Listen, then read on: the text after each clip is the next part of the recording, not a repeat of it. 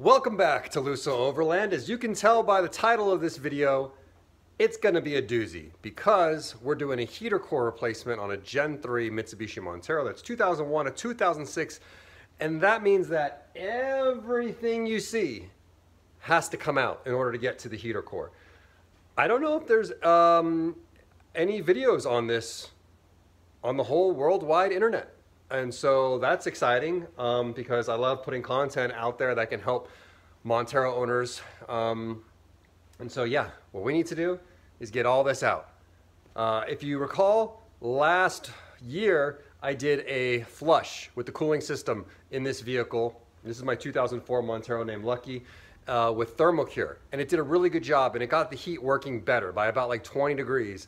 But now that it's the middle of winter, when it's really cold, like 10 degrees, and I'm taking the kids to school in the morning, this thing, it struggles. Like it eventually warms up and gets the car warm, but it takes a long time. And so I'm gonna take care of it right now. Now I should take a moment to say that this is seemingly a really intimidating job to a lot of people. And because, you know, the whole dash has to come out and everything, but I've done this once before. And my main takeaway from it when I did it that time was it wasn't that bad. Like, yes, a ton of stuff has to come out, and yes, there's a lot of fasteners, but they were all easy to get to. They're all just little screws, and if you kind of like keep track of where they came out of, it's no big deal. So I'm saying this to encourage you. This is not that bad. There's a lot of things I would rather not do, like bushings. Pressing bushings out of a control arms are probably my least favorite job. So you can do this. It's not that bad. Famous last words. Hey, it's me from the future. I was editing this video that you're watching right now, and I realized that it is the 100th video on the Luso Overland YouTube channel. So I want to say thanks. 100 videos, that's pretty cool, and it's pretty cool that it happened to land on like this heater core video, which is one of the bigger videos that I've ever done. And in 100 videos, you may have noticed I have never asked for a like, a subscribe, a share, and that's not really my style. I don't plan on doing that in the next 100 videos either. But what I will say is if you are a Mitsubishi Montero enthusiast, if you own one, please check out lusooverland.com, the best website in the world for Mitsubishi Montero parts and accessories. And you know, even if you get like simple things from there, like oil filters, which you can get even at your local auto parts store, but unlike your local auto parts store, we are dedicated to supporting this amazing platform that we love, keeping these vehicles that are like endangered species in the United States, keeping them going on the road, putting that money back into R&D, bringing in more product lines, all that good stuff. So with that, that's all you'll hear from me about that in this video. Again, thanks so much for watching and supporting Luso Overland. And now back to your regularly scheduled heater core programming. Oh, hey, it's me from the future again. Here's all the tools that I used on this job. So some gloves, my favorite tool, my steel screwdriver. I mean, I used this more than anything else in this whole video for prying things apart. A couple JIS screwdrivers. If you have a Montero or any Japanese vehicle for that matter, you should definitely invest in a set of JIS screwdrivers. These ones are Vessel brand, and they're really not that expensive. I'll link to them in the description. But if you don't know, Japanese vehicles don't use Phillips head screws. It looks kind of like a Phillips head, but it's not the same. The angle is a little different. This is called Japanese Imperial Standard, and you will round off less fasteners. You'll get a better grip if you use JIS screwdrivers. Then you'll need a flathead screwdriver. You'll need a socket wrench. It's with a 12 millimeter, a 10 millimeter, an 8 millimeter socket, an adapter. That's for my 8 millimeter. We got a couple extensions, an 8 millimeter hex key with the handle from your jack. That's to get the steering wheel off. Some light so you can see underneath like the knee panel and all that stuff. And then we've got a trim removal tool, a 12 millimeter box wrench. Ratcheting is nice, but not necessarily necessary. Then we've got some 90-degree long reach pliers, some needle nose pliers, some regular pliers, some silicone spray came in handy with the heater core hoses, getting them off as well as sliding on the clamps. Some flush cuts. These are nice to have for trimming down any zip ties that you use. And then also nice to have would just be an impact to make things faster. And then some coolant and a coolant burping funnel helps out as well. But these are kind of like more optional side, and this is like the bread and butter of the job. Step number one is I'm going to remove all this stuff in the center console from here basically to here. I have a separate video on that, and this is already going to be a super long video, so I can save 10 minutes by just telling you to go over to that video first and then come back. So I'll link to it in the description. If you don't know how to take apart the center console, go watch that and then come back to here. We'll pick up when that's done.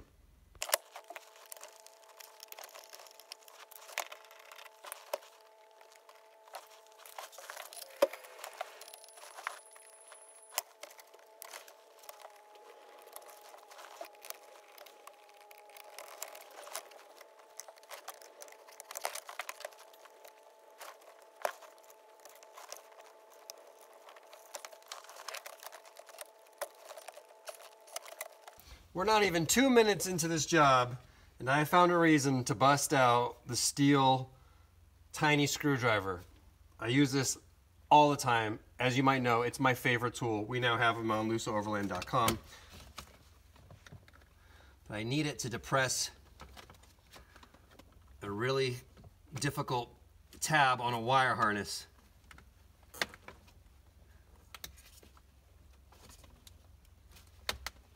There we go. Okay, welcome back. If you had to jump over to the other video to see how to remove the center console, this is where we're at. It's really simple. There's just, what is it, 4 screws that I've taken out so far? No, 6. Piece of cake. So, the next thing that I'm going to do is I'm going to put the shifter back on this shaft here, because this little piece of white plastic, if you accidentally brush up against it, it's going to snap, and that's going to ruin, this job and your week for it's just going to be a pain, because you can't get this anymore. You got to find a whole new shifter assembly, or you can glue it back together if you break it.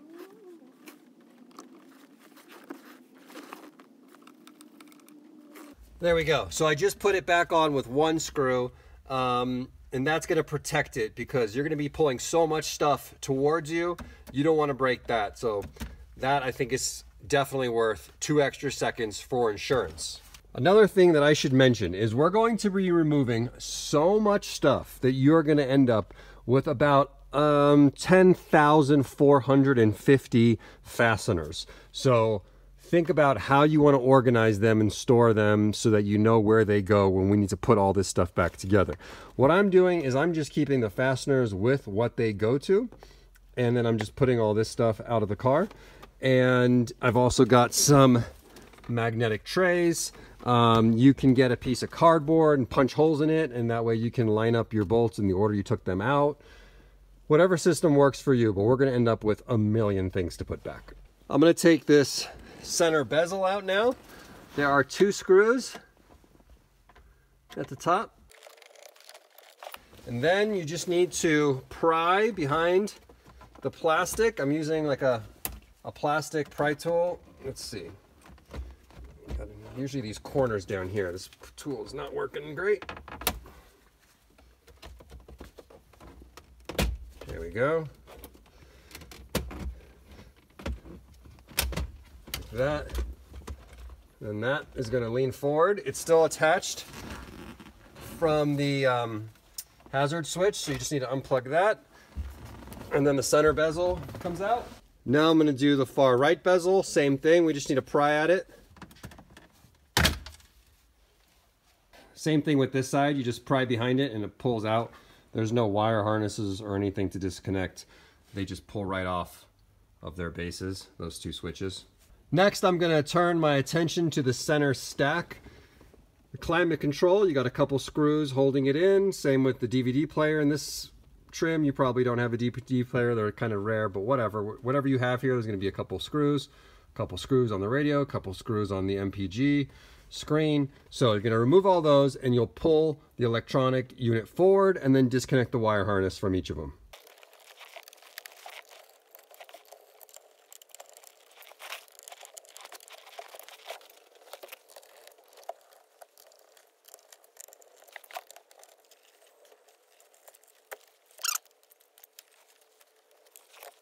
I know what you're thinking.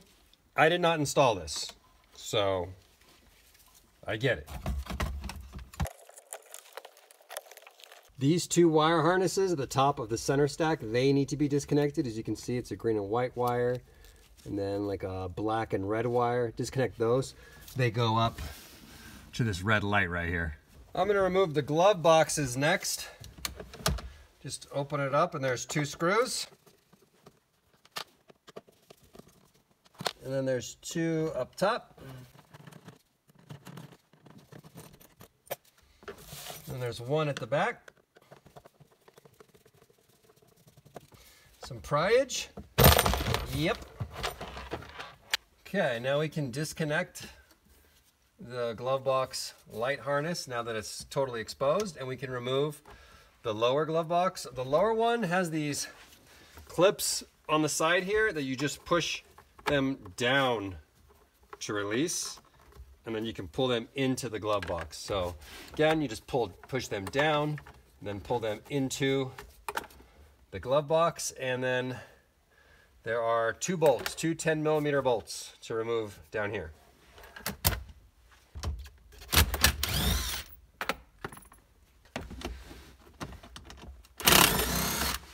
There we go.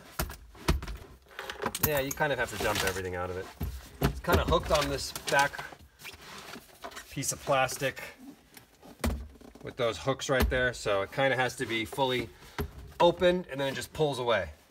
Now I'm going to switch over to the driver's side. I've got to make sure to pry this back with my throttle controller and the interior light dimmer. Pull this back, disconnect those, and remove this piece. I'm going to remove the instrument cluster. That's just 2 screws up top, and then you can pry this bezel out, and you need to use your tilt wheel to lower the steering wheel all the way down to be able to get that out. So remove the bezel, and then there's going to be 4 screws, 1 in each corner of the actual instrument cluster, and then it will pull straight out.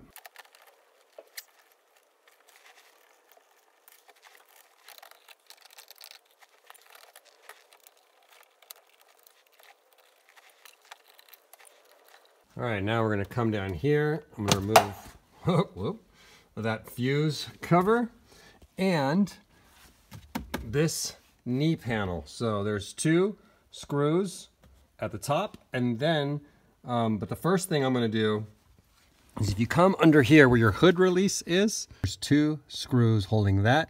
Same thing on your gas door release. So take out those screws first. Okay, once you get those 2 screws released, you can pop this little metal guy. He like sits in there, in that circle hole. He's easy to just fish out of there. Then, where that white plastic retainer is pressed into the metal, you need to get behind that with like a flathead and push it this way out of that opening so that everything is totally free from that cable.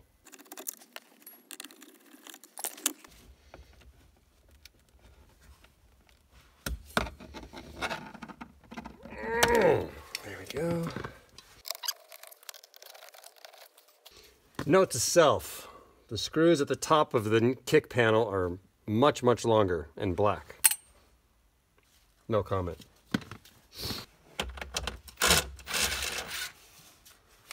Okay, looks like these are not 10mm. Looks like those are probably, I'm gonna say 8.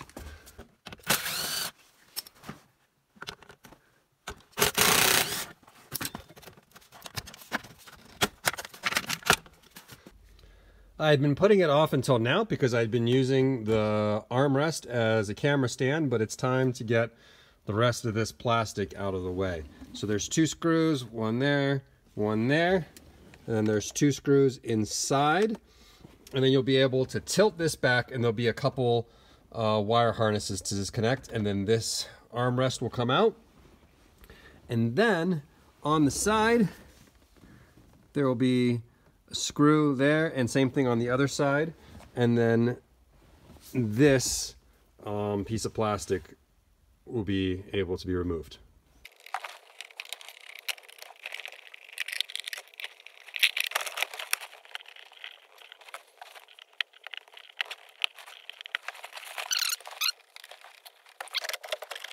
Oh, we have treasures.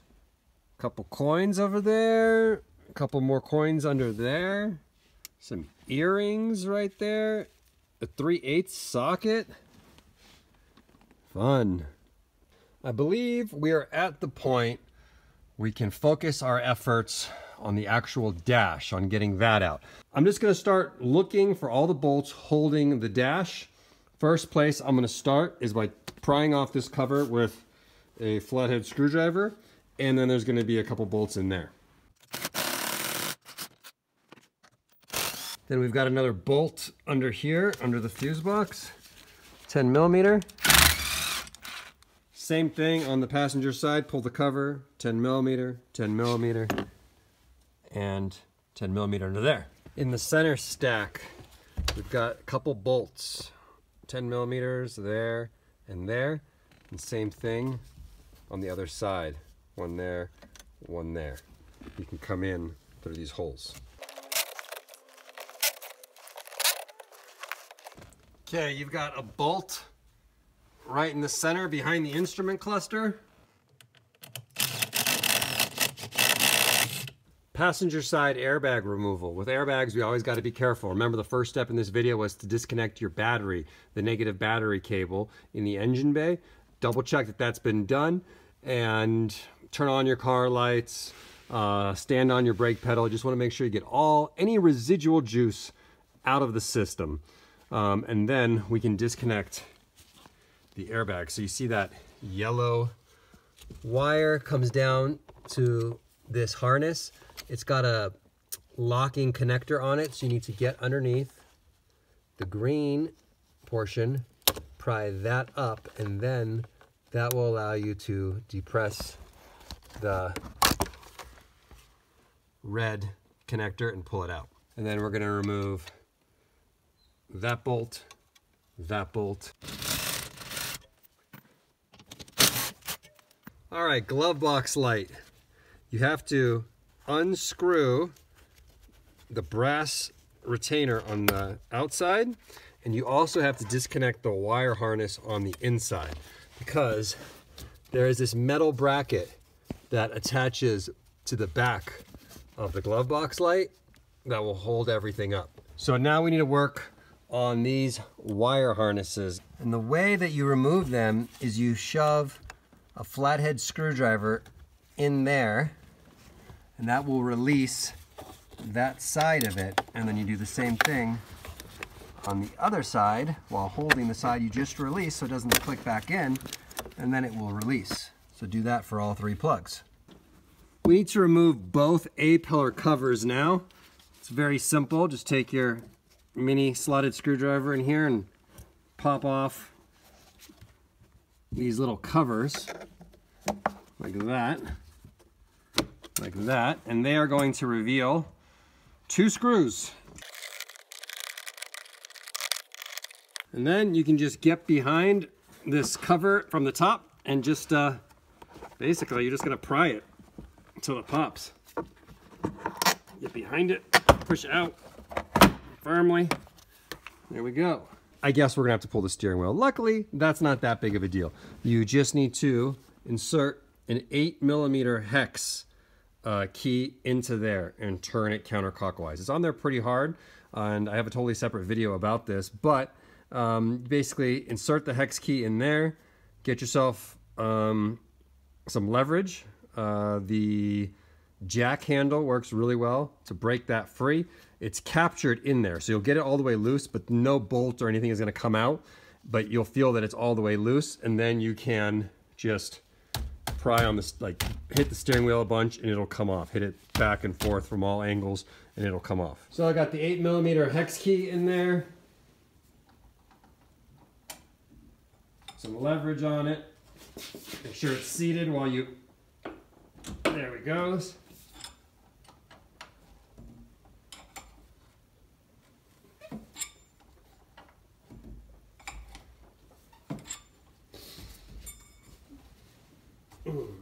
All right, so take this out all the way. It's like a collar, and it's captured in there. There we go. That feels really loose. So then just hit the steering wheel a couple times, just like that. Got this cover on the back side that pops off, and then you'll be able to disconnect your wiring harnesses. Now it's time to get the trim off of the steering wheel column. And if you come over here, you can see there's a couple screws there and one screw inside of that black abyss. Okay, with those 3 screws out, you should be able to separate, just yank on it, separate the bottom half from the top half. You'll remove this screw. It's actually captured, so you just loosen it up all the way. Then you've got 2 wiring harnesses right here, so I've disconnected those. Then in there, you've got little clips that lock it in place. You just take your little screwdriver and push that clip up, that tab up as you pull it out.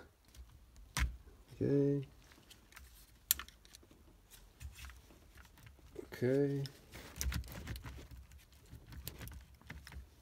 Underneath, you've got 2 wiring harnesses here. This green one is a locking one, so get under there with a screwdriver, pop that open, and then you can just depress the tabs to release the wiring harness like normal. And that will just pull off.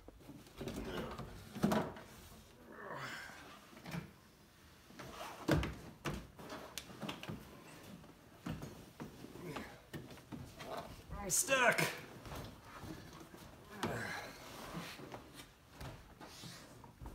This door doesn't open up all the way because I'm stuck in the garage. There we go. Dun dun dun dun dun dun dun! The dash is out. Just for reference, I am about 2 hours and 15 minutes into this job. And remember, I'm going slower because I have to set up the camera and film things and narrate, so should go a little faster for you. And you can see if we come over here, we can have eyes on the heater core. There it is, going into the blower box. So, also I should point out, cabin air filter mod. If you haven't added a cabin air filter to your Gen 3 Montero, highly recommend that. I have a separate video on it. It's super simple. You just remove your glove box and then you can get access to this job. But let's press on. Now I'm going to go inside the engine bay and disconnect the heater hoses from the heater core. As you can see, Mitsubishi engineers did a good job of giving us access to those hoses. I can't give them too much credit though. They did make us take the entire dash apart to get to the heater core, but I'll give them a golf clap. So what we're going to do is, you can see there are hose clamps on the inside. So I'm going to start with the top one, pull that hose clamp back, and then twist the rubber portion of hose to break it free, and then we'll move on to the bottom one.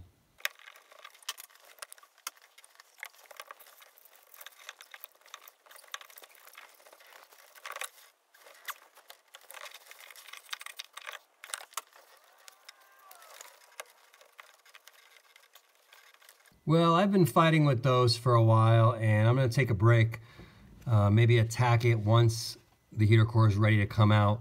Those coolant hoses aren't wanting to budge. They're like really stuck, and I don't want to rip on them like too hard in case I tear them, so we'll check it out later from the other side. I'm going to remove this ductwork. You can see there's a screw here. Same thing on the other side.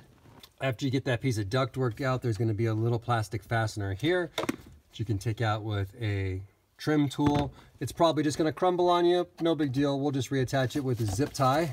Then you can just pry from the top and it'll come out of the heater box. And then you can fish it out from there. Now what I'm going to work on is the crash bar. This big metal bar needs to be pulled out this way, because we're going to need to grab that blower box and pull it out this way as well. Because the tubes from the heater core can't come out of the firewall unless we pull them back out of the firewall like that, which means this stuff needs to be out of the way. So I'm going to start with these 3 bolts on the driver's side door. They are a 6mm hex. Then on the passenger side, you've got two 12mm bolts. On the inside of the engine bay, you see those two brass nuts right there coming through the firewall. Those attached to the crash bar. So I'm going to remove those with like a 12mm socket, deep wall with an extension. Now at the base of the center stack, you have two more 12mm bolts here, but one on this side, the silver one, is an earth bolt. So you want to make sure you put that back in the same location. It's the same thing on the other side. So remove those 4 bolts. Next, we have to unbolt the steering column from the crash bar. You can see there's a bolt there, same thing right on the other side. And then there's one right there, same thing right on the other side. They're 12mm.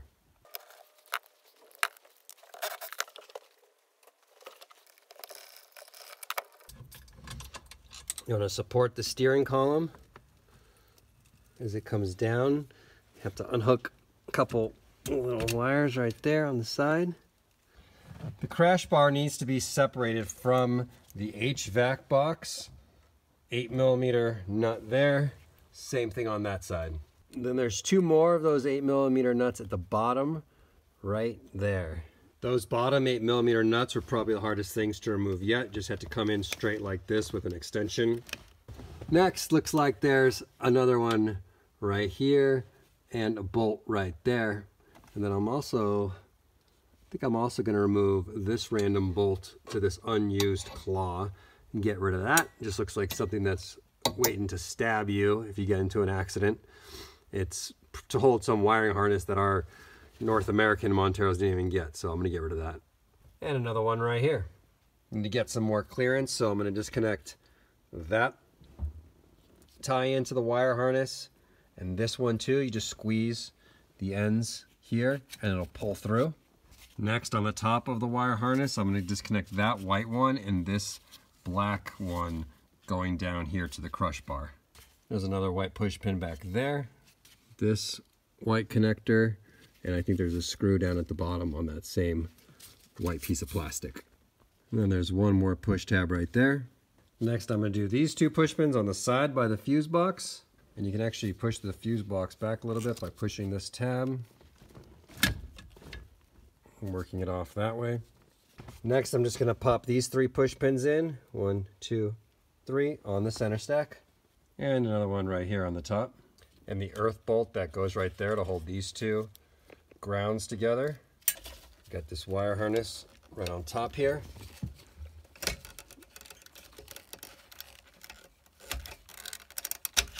Now I'm going to unplug these 3 big harnesses right here. Okay, I'm going to undo the wiring harness from this actuator here. Pull this clip out here. And then we're going to release these 2 wire harness clips. You just get your screwdriver in here, and as you pry it in from the other side, you'll be able to push it up and release it like that. And then this off-white wire harness, you just get behind that center portion there, and as you push on that, it'll come off. Then working on that same harness, follow it down, and you can unplug it right here as well. Now that whole side of the wire harness is free. Moving over to the passenger side, I'm going to do that screw, that push pin, and that push pin, and that zip tie. And now the earth bolt on this side. You can pry these 2 off. The zip tie and this blue connector.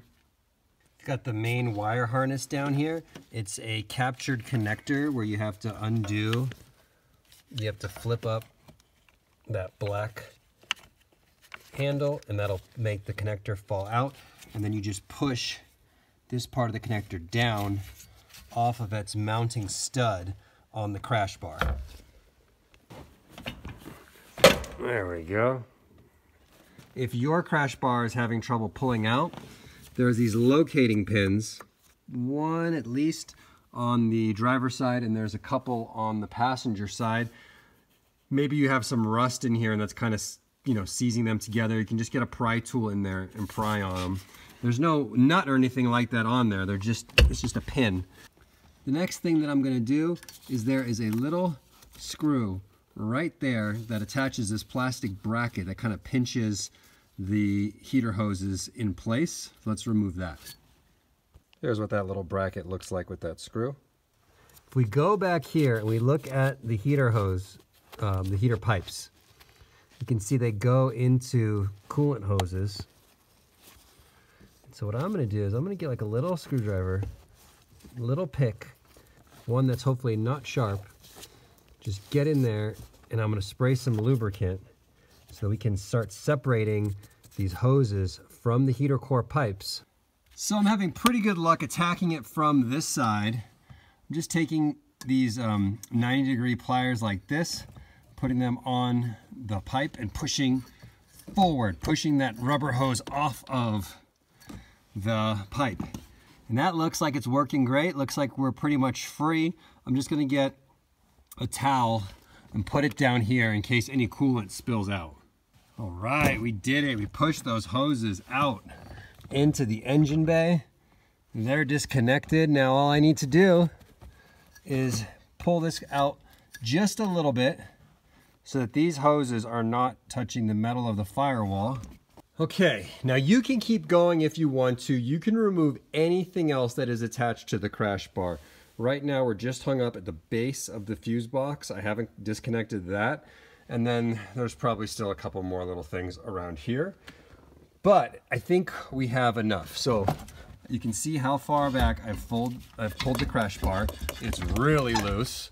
And what it allows me to do is it's separated from the HVAC box enough to where I can move the HVAC box independently of the crash bar a little bit. So now you can grab the heater core, as you can see, and it's going to be like that, and you can slide it out. And then you just need to basically either lift the HVAC box up or move the crash bar up or move the HVAC box down, like whatever you need to do to make it so that the heater core is going to slide out and go right here underneath this support bar that's part of the crash bar, but above the steering column. There's this gap that you're going to be able to make. You can kind of lift up the crush bar. See that gap? We're shooting in between the steering column and the horizontal brace.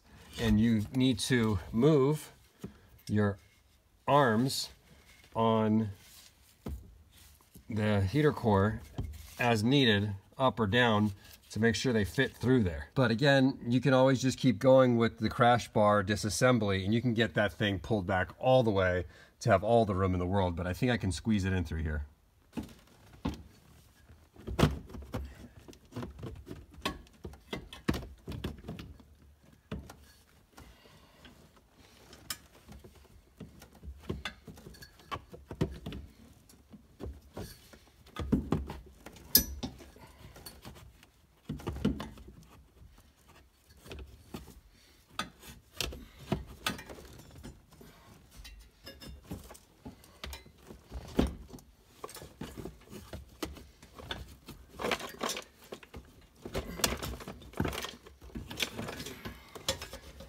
S-U-C-C-E-S-S, that's the way you spell success. Okay, on the replacement heater core, I went ahead and sprayed some lubricant in here so that these swivels are really easy, because you don't want to be like putting a lot of pressure on this because you're trying to swivel it and then it kinks the aluminum. You want it to be able to swivel.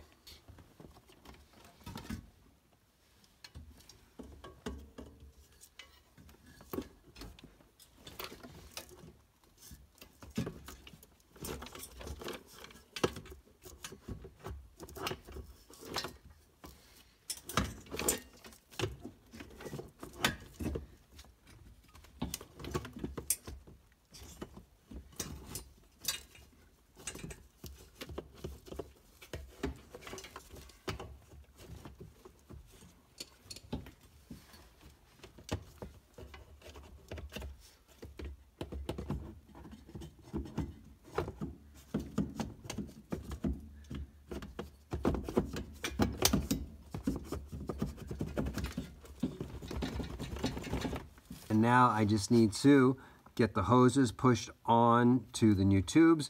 I'm gonna lube up these tubes and the inside of the hoses a little bit to make them slide in easier so I'm not fighting it. Don't be like me though and forget to put this thing onto the new heater core before you connect the hoses. No big deal, I'll just make 2 slits right here and right here so that I can slide that thing on before I clamp it in with the bracket. But basically what you want to do is you want to get those hoses clamped on to the heater core pipes, and I've got one nut holding the crash bar and the HVAC back into position, pushing everything up into the firewall. You know, to do that, you're going to have to line up the locating pins, the 4 that we have in the center, the 1 over there, and you're going to have to locate the pins on the crash bar into their spots. And so you're going to get the HVAC box reconnected to the crash bar, push everything up against the firewall, and then you can get your hoses connected to your heater core pipes from the other side, spraying not only the pipes but also the top of the hoses so that the clips can slide around pretty easily, so you're adjusting them. That helps a lot too. All right, what I'm doing right now is I plugged in the wire harness, everything back that was disconnected, including these plugs right here, and then I connected the climate control, and now I'm just running it to make sure that I don't have any leaks out of there before I completely put everything back together. You will need to also connect all this stuff in order for the car to turn on. So that's what we're doing right now. I'm also going to add some coolant in here until it comes out of these 2 bleeder valves. And then once it comes out of those 2 bleeder valves, I know I've got enough coolant in the system and it should help purge any air that we got in as well. I tried doing this earlier and the climate control wouldn't turn on, and it turned out that I actually blew a fuse. So if it happens to you, this is the fuse that I blew. And then once I replaced that, everything worked out. And the reason I blew it is probably because I didn't do a good job of connecting all of the grounds, putting the crash bar back grounded properly to the vehicle before I tried turning on and testing the climate control. But now we got it going, and look at this. I commandeered my wife's kitchen thermometer. We're putting out 130. That's like at least I think 10 degrees higher than it was before, and I just started the car not that long ago, so it's still climbing. No leaks over there, no leaks over here on the inside, and yeah, we're cooking now. 152. I'm just gonna run it until the thermostat opens, see if we can get some bubbles out on the funnel. So now that I've tested it and confirmed that there are no leaks, all I have to do is put everything back in. Ta-da! Thanks to movie magic, we are back. Everything is back together. And the best part is I only have 2 extra bolts. So I guess my final thoughts for this video are, number 1, putting that over the shifter. You absolutely have to do it. It's really important. If I didn't do that, I definitely would have broken that white piece of plastic off of there, which would have been a huge problem. Secondly, you know, the order at which I took things off in the video, it's not like you have to follow that exactly. At the end of the day, you're going in stages, like you're removing like exterior kind of stuff and your center stack, then your dash bolts, then your crash bar and your HVAC connection, and then like the heater core hoses and then the core itself, and then you can kind of just put stuff back. And I will stick with what I said at the beginning of the video. The job looks and sounds worse than it is. There's nothing difficult about this job. It's just a lot of bolts, a lot of things to keep track of, and it's just tedious. But nothing's particularly difficult to get to. You're mostly just sitting in the driver or passenger seat the whole time. Honestly, the hardest part was dealing with the 2 hoses going through the firewall. Like, that was pretty much the only thing that was kind of annoying to deal with. And I'll also say that I might have taken off more than you absolutely have to. Like, you may not need to take apart the steering wheel. You may just be able to unbolt the steering column and then just let this whole thing droop down. But you may not necessarily need to take the steering wheel and the stalks off of the steering column. And You don't necessarily need to take this knee panel off. You can just leave it laying down on the floorboard, but I wanted to get everything out of the way so that I could have like better access to get back in here towards the heater core. I'll also say that, like, yeah, maybe I didn't need to remove every single little fastener along that main wiring harness, but I just find that it's easier just to keep pulling stuff off, like pulling fasteners, pulling wire clips. If you just do that and get everything and then go to do the crash bar removal, like pulling it back, I feel like it's faster than removing a few things and then trying to see if you have enough room to get the heater core out. Nope, let me just remove a few more things. Let me see if I have enough room to get the heater core out. Just knock it all out, and I think it's actually easier. So I hope that helped you guys, and I will see you in the next one, video 101. Here's to the next 100.